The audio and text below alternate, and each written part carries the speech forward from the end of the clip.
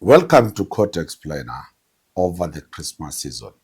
We wish you a Merry Christmas. We wish you a Happy New Year.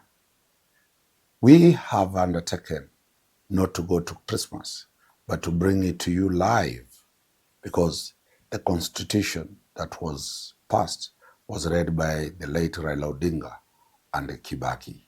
Now we bring it to you, a live version from Court Helicopter News, where we undertook to do 25 episodes for record, for you, for your children, for your grandchildren, and for eternity. We are now on Chapter 7 of the Constitution. What does Chapter 7 talk about? Is the representation of the people. Did you vote in 2022? Did you vote in the hotly contested by-elections? Are you going to vote in 2027 to elect members that are going to represent you? Then keep listening. Do you have an interest to be a member of parliament? Do you have an interest to be a governor? Listen to Court Helicopter. It brings you Chapter 7, Representation of the People.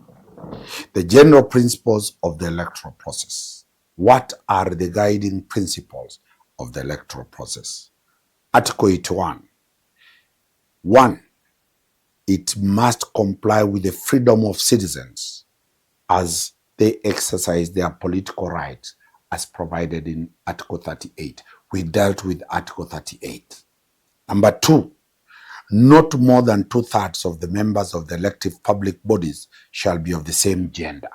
So the law talks that in parliament, remember when we talk of parliament, we are talking of the Senate and National Assembly. All of them are called parliament. Not more than 2/3 must be from one gender. This is the reason why the women reps were created to try to comply with the 2/3 gender rule. 3. It must be fair representation of persons with disability. Parliament must have members of disability. How does it?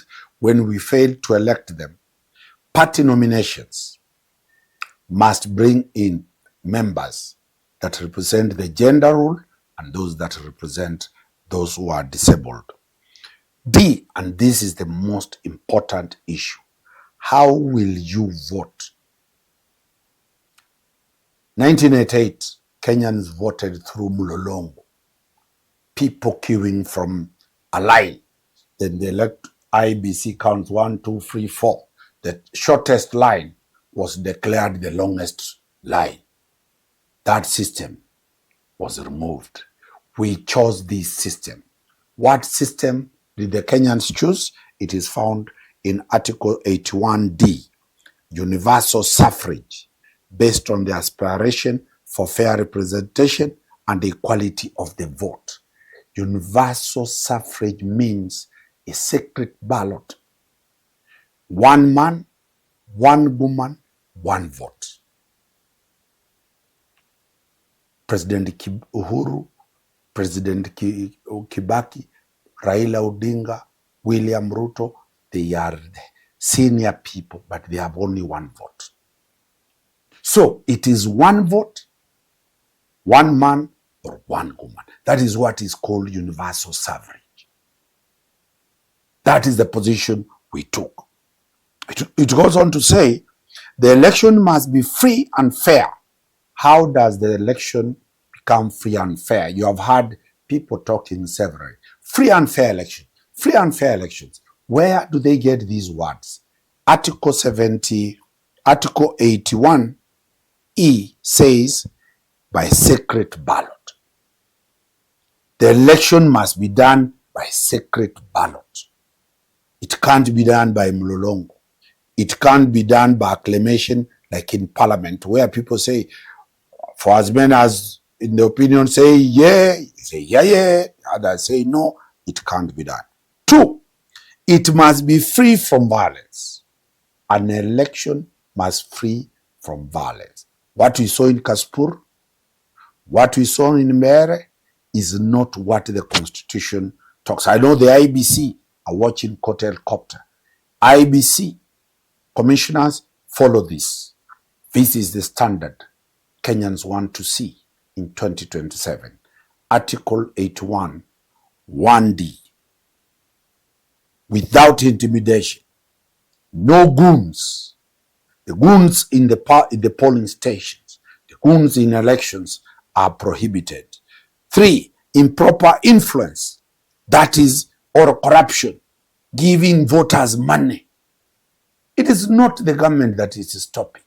It is the people in the constitution saying you do not bribe anybody.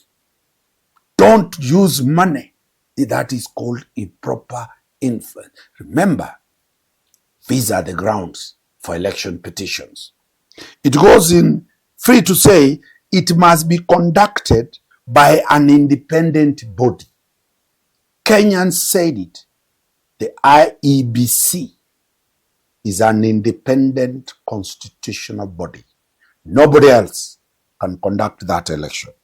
It must be in 5. It must be transparent, very open so that people see. That is why you see the ballot box is transparent. Whenever ballot is put inside, you see those ballots there. The counting of the ballots is there. That is why the media, and especially Court Helicopter, will be live covering elections from all stations of Kenya. All the medias are allowed because of this Article 81, 5.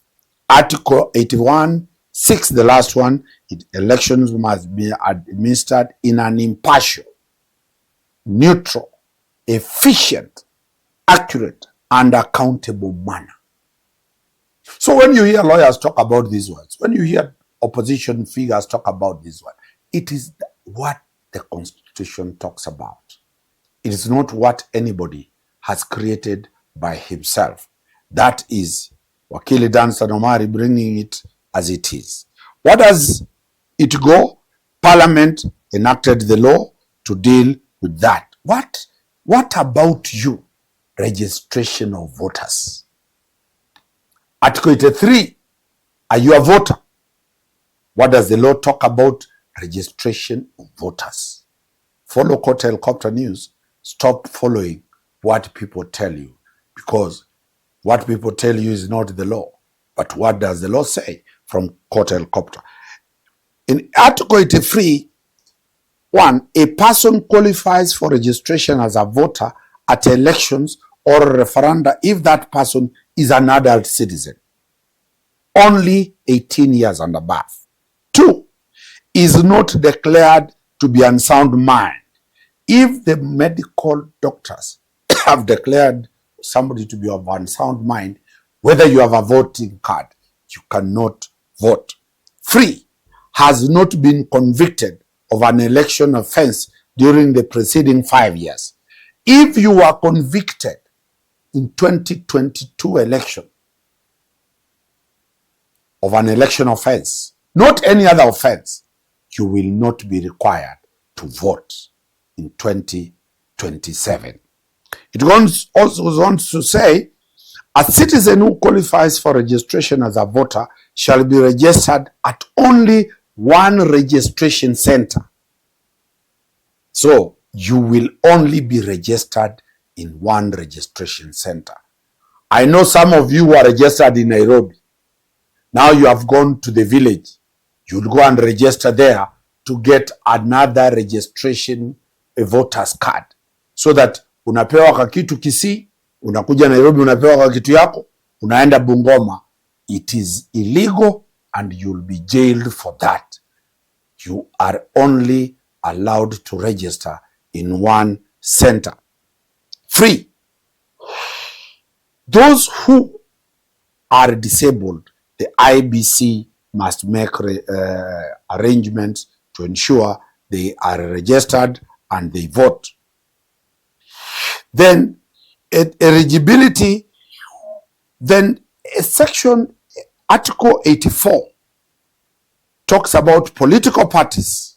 The political parties must comply with a code of regulations. Let us look at issues that arise during elections. One, we shall be looking at eligibility to stand as independent candidates and also how the voting is conducted. That is enough mouthwash to keep you keeping gluing. Wakili Danstan Omari, bringing it to you always. Remember, 25 episodes. We're still going on. Keep watching as we bring you as it is. Wakili Danstan Omari from Court Helicopter News.